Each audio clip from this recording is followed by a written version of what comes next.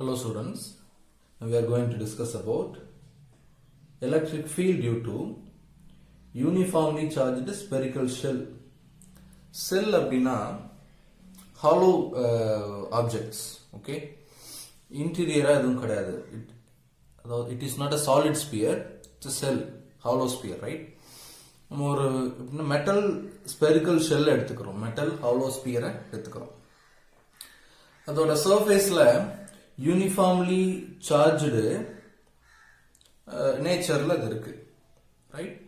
அதாவது it has uniform surface charge density, okay, right.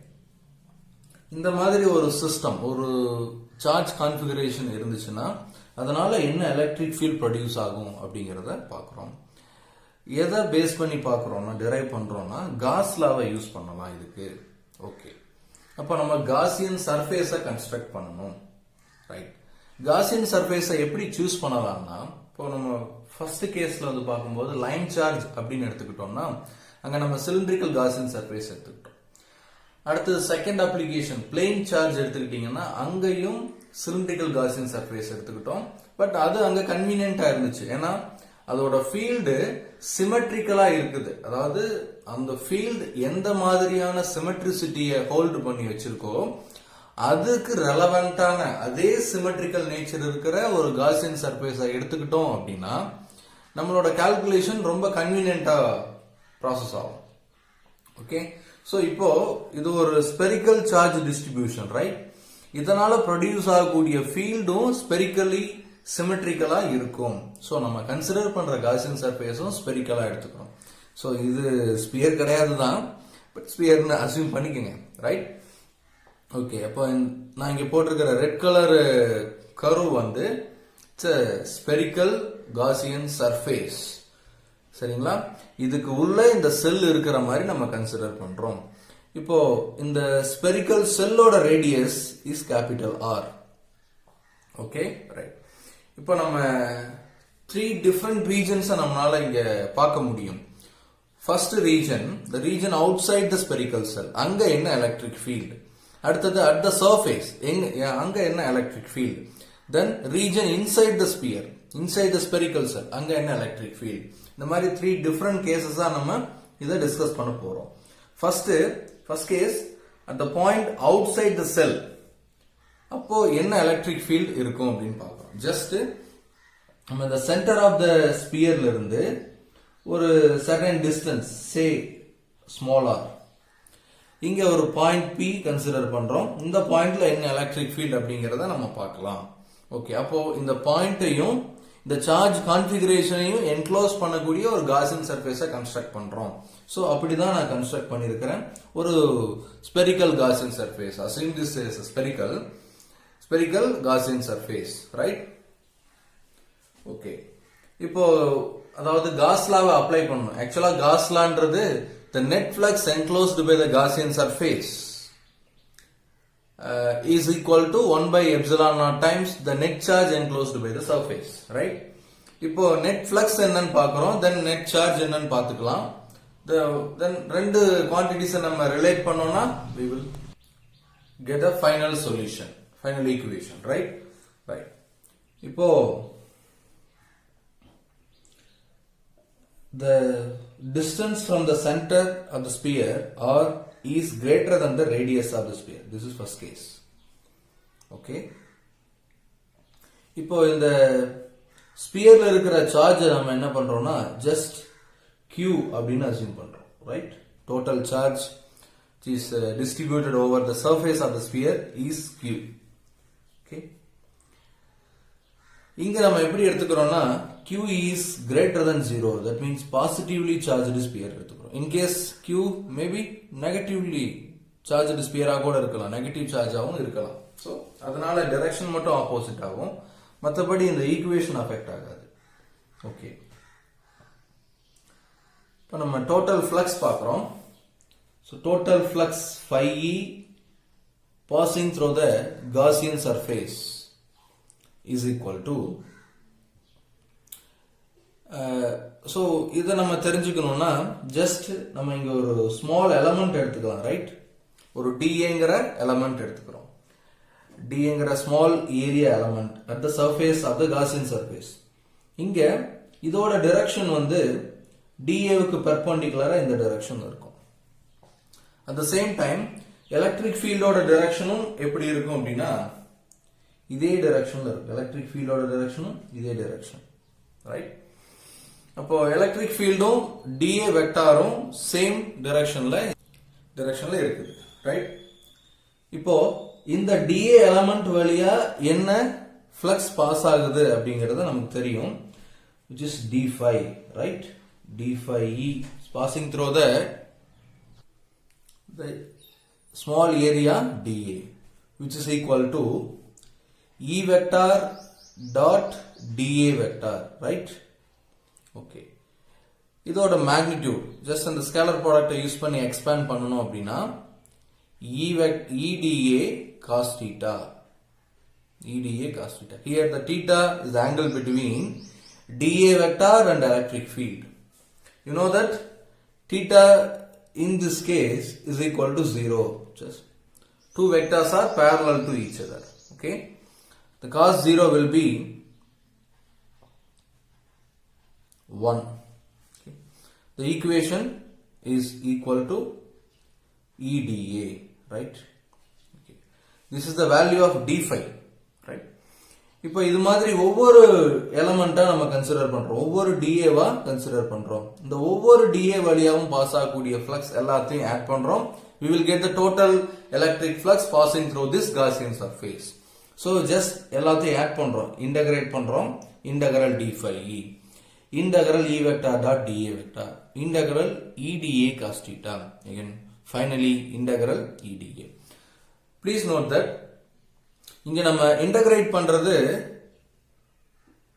ஒரு closed surface வழியா pass ஆகிற total flux இன்டகிரேட் பண்றோம், right? So integral over closed surface. It is represented by the ring in the integral symbol. Okay?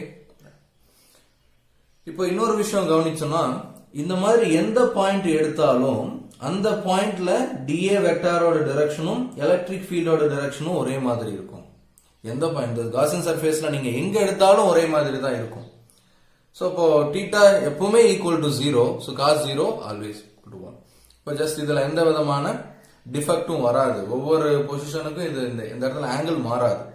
ஏன்னா நம்ம ப்ரீவியஸா பார்த்த டாபிக்ஸ்ல இப்போ cylindrical Gaussian surface எடுத்துக்கும் பொழுது பிளேன் கேப்ஸ்ல θ is equal to 90 ஆகும். அதாவது ஃபர்ஸ்ட் அப்ளிகேஷன் லைன் சார்ஜ் அப்ளிகேஷன்ல பிளேன் கேப்ஸ்ல θ is equal to 90 ஆகும், CSI ல θ is equal to 0 ஆகும் இருந்துச்சு. சோ அது எந்த இடத்துல இருக்குது, எந்த இடத்துல நம்ம dA வை கன்சிடர் பண்றோம்ங்கறத பொறுத்து θ அதாவது angle between the electric field and dA வெக்டாரோட வேல்யூ சேஞ்ச் ஆகிட்டே இருக்குது. பட் இங்க அப்படி இல்ல, எல்லா dA எங்க dA எடுத்தீங்கனாலும் electric field and dA is always parallel. Okay, θ is equal to 0. இப்போ என்ன பண்றோம், இன்டகிரேட் பண்றோம். இன்னொரு விஷயம் கவனிச்சோம்னா, எந்த பாயிண்ட் எடுத்தாலும் இது வந்து ஒரு ஸ்பெரிக்கல் காசியன் சர்ஃபேஸ், டிஸ்டன்ஸ் மாற போறதே கிடையாது. இந்த சார்ஜ்டு ஸ்பியரும் யூனிஃபார்மா இருக்குது. சோ இங்க என்ன சார்ஜ்தோ அதுதான் இங்க, அதுதான் இங்க, அதுதான் இங்க. சோ அப்போ டெஃபினட்டா இந்த Gaussian surface spherical Gaussian surface இருக்கிறதால இந்த காசியன் சர்ஃபேஸோட எந்த பாயிண்ட கன்சிடர் பண்ணாலும் electric field will be same. Okay, so அப்போ எல்லா dAலயும் எலக்ட்ரிக் ஃபீல்டு காமனா இருக்கு, ஜஸ்ட் இந்த எலக்ட்ரிக் ஃபீல்ட வெளியில எடுக்கிறோம். Integral over closed surface dA. dAங்கிறது small element in the surface area of the sphere of radius small r. அப்போ dA வை இன்டகிரேட் பண்ணா we will get the total surface area. So total surface area of the sphere of the Gaussian surface is 4 pi r square. Right? E into 4 pi r square. This is the total electric flux associated with this Gaussian surface. Okay? Next, Gauss law why introduce பண்றோம். Gauss law states that the electric flux due to the electric field associated with any closed surface is equal to 1 by epsilon naught times the net charge enclosed by the surface. So இந்த Qங்கிற charge இந்த total சர்ஃபேஸ்க்கு உள்ள இருக்குது. So Q by epsilon naught.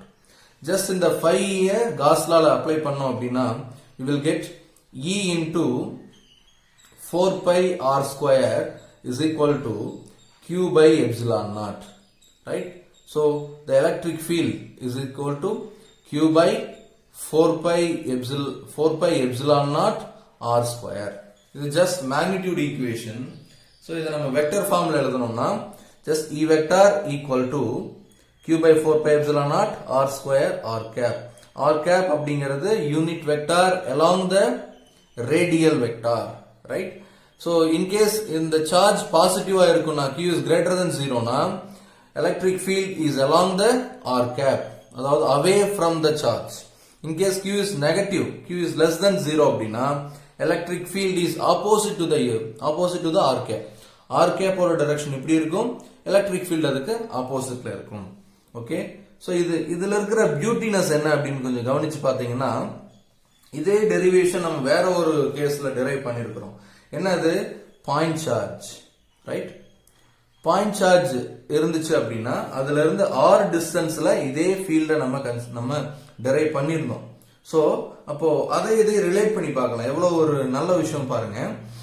இந்த total charge இந்த அதாவது இந்த charge அதாவது point outside the Gaussian surface அந்த ரீஜன்ல ஒரு பாயிண்ட நம்ம கன்சிடர் பண்ணும் பொழுது அங்க ப்ரொடியூஸ் ஆகக்கூடிய electric field due to uniformly charged spherical shell எப்படி இருக்கும்னா, இந்த டோட்டல் சார்ஜ், ஏன்னா இங்க ஆறுங்கிறது என்னங்க? Distance between the centre of the sphere and the point of observation, right?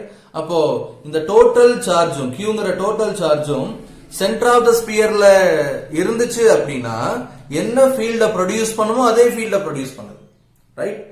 இந்த ஸ்பியரோட டோட்டல் சார்ஜும் சென்டர்ல கியூ அப்படின்னு இருந்துச்சுன்னா அப்போ என்ன ஃபீல்ட இங்க ப்ரொடியூஸ் பண்ணுதோ அதே ஃபீல்ட இந்த uniformly charged spherical shell produce பண்ணுது. இது எங்கன்னா the region outside the spherical cell, right? இதுதான் இதோட இன்ஃபரன்ஸ். ஓகே, இப்போ செகண்ட் கேஸ்க்கு போறோம். at the surface, right? அதாவது r is equal to capital R, which is equal to the radius of the sphere. அத பார்க்கிறோம்.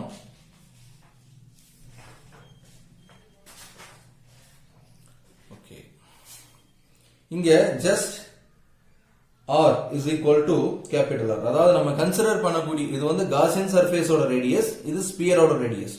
சோ ஸ்பியரோட ரேடியஸ் என்னவோ அதுவும் Gaussian சர்ஃபேஸோட ரேடியஸும் ஒரே மாதிரி இருக்கிற மாதிரி அஸ்யூம் பண்ணிக்கிறோம். ரெண்டுமே சேம். அதாவது காசியன் சர்ஃபேஸும் ஸ்பியர் சர்ஃபேஸும் ஒன்னோட ஒன்று ஓவர்லாப் ஆகுது with the same radius. Okay, அப்போ என்னவாகும்? electric field is equal to Q by 4 pi epsilon naught capital R square into R cap, right? Instead of small r just நம்ம capital R substitute பண்ணிருக்கிறோம். ஓகேங்களா? இல்ல வேற எந்த விஷயமும் கிடையாது, ரைட்? ரொம்ப சிம்பிள் ஈக்குவேஷன் இது. அடுத்தது தேர்டு கேஸ்க்கு போறோம். ஜஸ்ட் இது ஒரு ஸ்பெரிக்கல் ஸ்பியர் சார்ஜ்டு சர்ஃபேஸ். இங்க வந்து யூனிஃபார்ம் சார்ஜ் இருக்கு, ரைட்? ஓகே, இப்போ நம்ம region inside the spherical shell, hollow shell, அதுக்குள்ள பார்க்கிறோம். உள்ள ஒரு காசியன் சர்ஃபேஸை நம்ம கன்ஸ்ட்ரக்ட் பண்றோம். அதாவது இதை நம்ம எப்படி பார்க்கலாம்னா, அதாவது இந்த சார்ஜ்டு மெட்டல் ஷெல்ல வந்து ஒரு ஃபுட்பால் மாதிரியும் உள்ள நம்ம கன்சிடர் பண்ணக்கூடிய காசியன் சர்ஃபேஸ் ஒரு கிரிக்கெட் பால் மாதிரியும் இருக்குது. ஜஸ்ட் உள்ளுக்குள்ள இருக்குங்க. அதாவது ரெண்டு சர்ஃபேஸ் ஒன்ன கான்டாக்ட் பண்ணிக்கல, ஜஸ்ட் இது உள்ள இருக்குது, ரைட்? இந்த காசியன் சர்ஃபேஸ் அதோட ரேடியஸ் ஸ்மால் ஆர், மெட்டல் ஸ்பியரோட radius capital R.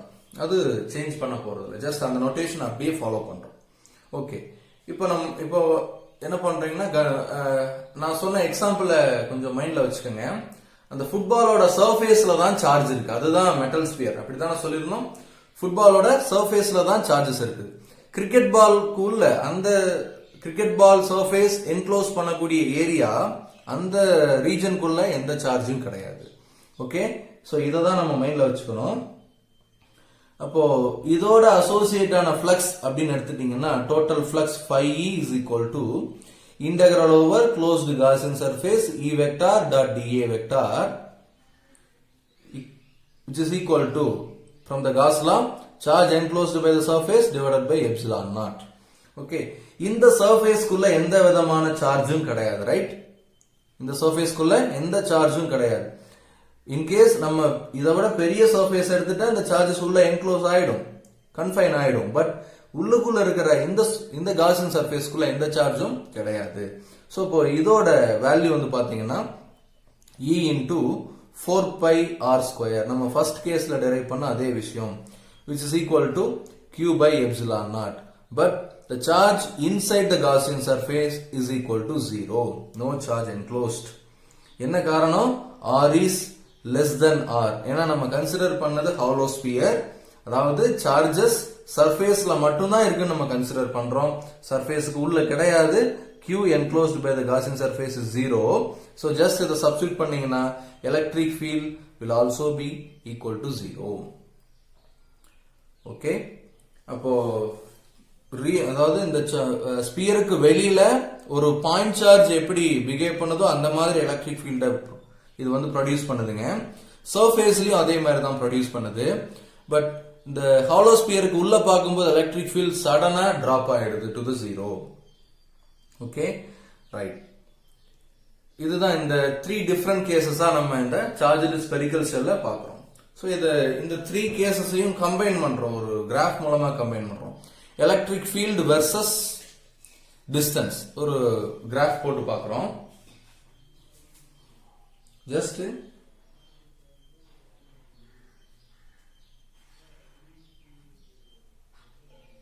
electric field along the y direction, distance along the x direction, x axis. இப்போ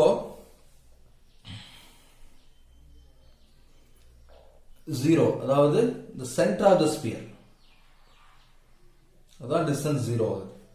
ஸோ 0 அப்படிங்கும் பொழுது இந்த ரீஜன், அதாவது region inside the spherical shell, the field will be 0. எது வரைக்கும்? R வரைக்கும், R distance வரைக்கும். நான் இதை வந்து R அஸ்யூம் பண்ணிக்கிறேன், இந்த பாயிண்ட் R அஸ்யூம் பண்ணிக்கிறேன். ஸோ அப்போ 0 பாயிண்ட் இந்த சென்டர் ஆஃப் த ஸ்பியர்ல இந்த radius of the sphere distance வர வரைக்கும் டு சர்ஃபேஸ் வரைக்கும் எலக்ட்ரிக் ஃபீல்டு வில் பி 0. அடுத்தது ஜஸ்ட் இது சர்ஃபேஸுக்கு வந்த உடனே சர்ஃபேஸ்ல நம்ம கன்சிடர் பண்ணும் பொழுது electric field will B Q by 4 pi epsilon naught capital R square. Okay, அதோட வேல்யூ மேபி இங்க இருக்கலாம். வேல்யூ என்னன்னா Q by 4 pi epsilon naught R square. Just இதோட மேக்னிடியூட நம்ம கன்சிடர் பண்ணிக்கலாம். Okay, right. இப்போ இந்த ரீஜனை இந்த சர்ஃபேஸ் விட்டு விலகி வர வர டிஸ்டன்ஸ் இன்க்ரீஸ் ஆகுதுங்க, எலக்ட்ரிக் ஃபீல்டு டிக்ரீஸ் ஆகும், ரைட்? அதுவும் inversely proportional, E is inversely proportional to R square. அப்போ என்ன ஆகுதுங்க? எலக்ட்ரிக் ஃபீல்டு இப்படி டிக்ரீஸ் ஆகும், இன்வெர்ஸ் ஸ்கொயர் லா ஒபே பண்ணுது, ரைட்? அப்போ இதோட ஒரு சார்ஜ்டு ஸ்பெரிக்கல் ஷெல்னால ப்ரொடியூஸ் பண்ண முடிஞ்ச மேக்ஸிமம் ஃபீல்டு என்ன அப்படின்னா அது Q by 4 pi epsilon naught R square. அது அட் த சர்ஃபேஸ் மட்டும்தான், சர்ஃபேஸ்ல மட்டும்தான் மேக்ஸிமம் ஃபீல்டு இருக்கும். சர்ஃபேஸை விட்டு விலகி வர வர ஃபீல்டு டிக்ரீஸ் ஆகும். ஸோ இதுதான் graph between the magnitude of electric field and the distance. Okay, right. So in case நம்ம பொட்டன்ஷியல் பத்தி கேக்குறாங்க, பொட்டன்ஷியலுக்கும் இந்த டிஸ்டன்ஸுக்கும் என்னது? ஆக்சுவலா நம்ம இதை வந்து டிரைவ் பண்ணோம்னா ஃபைனலா பொட்டன்ஷியல் என்னவா கிடைக்கும்னா V is equal to Q by 4 pi epsilon naught R அப்படின்னு கிடைக்கும், ரைட்? இதை வந்து இன்டகிரேட் பண்றோம், dV by dx அதை பேஸ் பண்ணி இன்டகிரேட் பண்ணோம் அப்படின்னா just Q by 4 pi epsilon naught R அப்படின்னு கிடைக்கும். இதுதான் potential due to spherical shell, charged spherical ஷெல்லா இருக்க முடியும். ஓகே, ஸோ ஜஸ்ட் நம்ம பொட்டன்ஷியலுக்கும் டிஸ்டன்ஸுக்கும் இடையில கிராஃப் போடணும், ரைட்? ஓகே, இப்போ பொட்டன்ஷியல்னா என்ன மீனிங் அப்படின்னு பார்த்தா இன்ஃபினிட்டில இருந்து ஒரு யூனிட் பாசிட்டிவ் சார்ஜை ஏதோ சர்டைன் பாயிண்ட்டுக்கு மூவ் பண்றதுக்கு நம்ம பண்ண ஒர்க் தான் பொட்டன்ஷியல். So இந்த இடத்துல பொட்டன்ஷியலோட value maybe q by 4 pi epsilon naught r, right? இந்த இடத்துல distance வந்து r இருக்கும். So q by 4 pi epsilon naught r. இவ்வளவு amount of work பண்ணிருப்போம் to move the unit positive charge q naught. Okay. இன்னும் கொஞ்சம் அதிகமா, அதாவது இந்த பாயிண்ட் கொண்டு வரணும்னா இன்னும் அதிகமான ஒர்க் பண்ணிருப்போம். அப்போ பொட்டன்ஷியல் இன்னும் கொஞ்சம் ஜாஸ்தியா இருக்கும். சர்ஃபேஸ் கொண்டு வரணும்னா இன்னும் அதிகமா ஒர்க் பண்ணிருப்போம். பொட்டன்ஷியல் கொஞ்சம் ஜாஸ்தியா இருக்கும். ஓகே. அதே இன்ஃபினிட்டில இருந்து இந்த பாயிண்ட்க்கு எடுத்துட்டு வரணும்னா சர்ஃபேஸ் வரைக்கும் நம்ம என்ன ஒர்க் பண்ணமோ அந்த ஒர்க் பண்ணாலே போதும். என்ன காரணம்னா electric field inside the region of the spherical shell is equal to 0. So இங்க எலக்ட்ரிக் ஃபீல்டே கிடையாதுன்னா இந்த யூனிட் பாசிட்டிவ் சார்ஜ் அப்போஸ் பண்றதுக்கு எந்த ஏஜென்சியும் இல்ல, ரைட்? அப்போ நம்மளா இன்ஃபினிட்டில இருந்து மூவ் பண்றதுக்கு நம்ம சர்ஃபேஸ் வரைக்கும் ஒர்க் பண்ணாலே போதும். செல்லுக்கு உள்ள கொண்டு வரதுக்கு நம்ம எந்த ஒர்க்கும் பண்ண வேண்டிய அவசியம் இல்லை. அப்போ நம்ம எந்த டைரக்ஷன்ல எந்த சார்ஜ் எடுத்துட்டு வந்தாலும் சர்ஃபேஸ் வரைக்கும் என்ன ஒர்க்கோ அதுதான் இங்க கொண்டு வரதுக்கும், அதுதான் இங்க கொண்டு வரதுக்கும், அதுதான் சென்டர் ஆஃப் த ஸ்பியர் கொண்டு வரதுக்கும். அப்போ சர்ஃபேஸ்ல என்ன பொட்டன்ஷியலோ அதுதான் உள்ளுக்குள்ளேயும் பொட்டன்ஷியல். அதாவது electric field inside the sphere is 0, shell is 0, but potential is constant.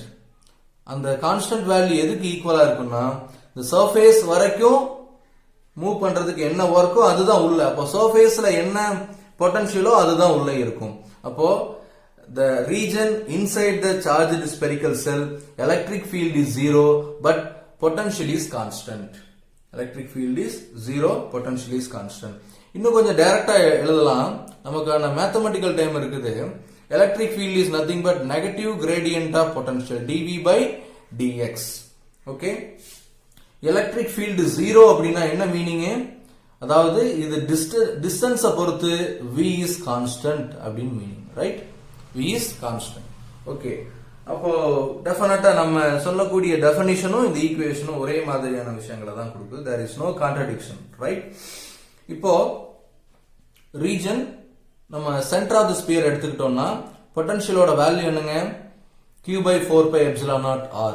Okay, q by 4 pi epsilon naught r at the center also. சென்டர்ல இருந்து கொஞ்சம் விலகி போறோம். இந்த பாயிண்ட்க்கு இன்ஃபினிட்டில இருந்து கொண்டு வந்தாலும் அதே ஒர்க் தான். சோ சென்டர்ல இருந்து கொஞ்சம் விலகி வந்தாலும் அதே ஒர்க் தான். அடுத்து சர்ஃபேஸ் கொண்டு வந்தாலும் அதே ஒர்க் தான், ரைட்? அப்ப சர்ஃபேஸ் வரைக்கும் இதுதான் டிஸ்டன்ஸ். இதை நான் கேபிட்டல் ஆர் எடுத்துக்கிறேன். 0 சென்டர் ஆஃப் தி ஸ்பியர்ல இருந்து கேபிட்டல் ஆர் வரைக்கும் ஒரே மாதிரியான பொட்டன்ஷியல் தான் இருக்குது. இந்த சர்ஃபேஸ் விட்டு தாண்டி போகும்போது அது inversely proportional to r, right?